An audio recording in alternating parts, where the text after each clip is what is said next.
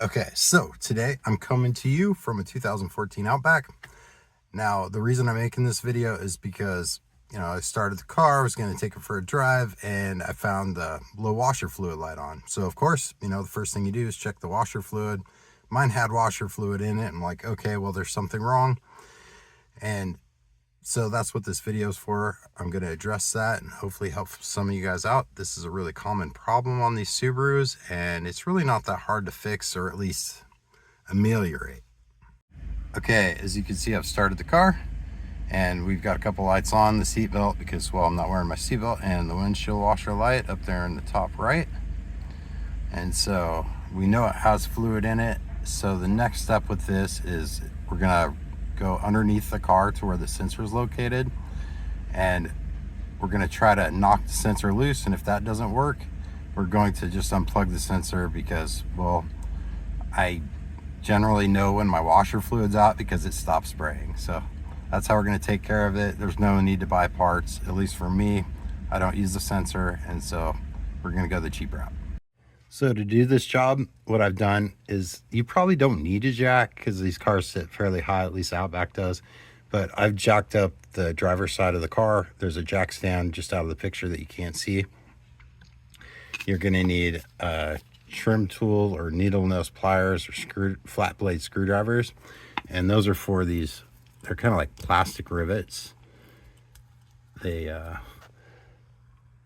the center, when they're in the hole holding the plastic to the car, like this plastic right here, the center is pushed in, and so you'll take the trim tool or screwdriver or whatever and you pull that center out, and then you can take them out and that'll release this plastic piece.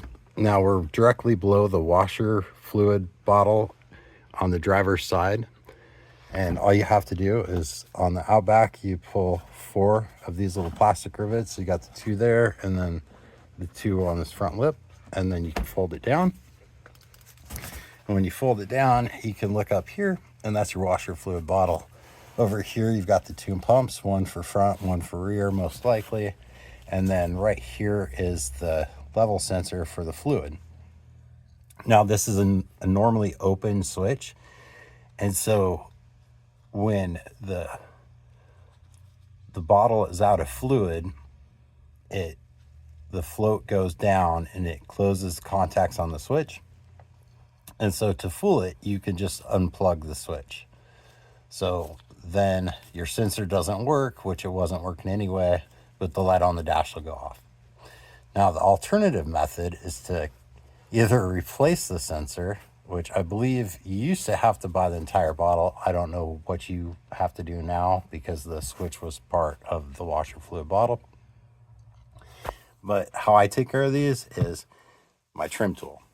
It's got this rubberized handle on it.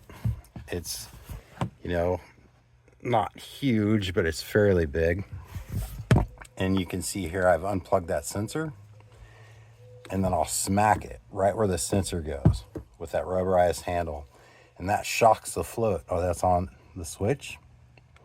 And we're just trying to shock that float loose so it'll float again. And so I've done that on this car, and I'll show you. And I only hit it like half a dozen times, right? You don't want to overdo it because you don't want to break this bottle. And that's why I'm using that rubberized handle, because, plastic, after it gets older, it gets brittle, and you don't want to break the bottle. So I'll take you inside the car and show you now, with the switch hooked up, that it started to work. All right, so here we go. Bam! Our switch is working as it's designed to work. Everything's fixed. We didn't have to buy any parts. We didn't break anything. And all I really needed was a rubberized handle on a trim tool. So basically all I need to do now is put those plastic rivets back in and lower the car down off the jack, take the jack stand out, and everything's done. Good to go. We didn't spend any money. It took about 5 minutes. So I hope this video helped you guys out. If it did, please help me out and hit the like button, or just leave a comment that says thanks or something like that. I'd really appreciate it. This is a how-to channel, so there's not a lot of people watching it for entertainment. So if you could help keep me going, I'd really appreciate it. Have a great day.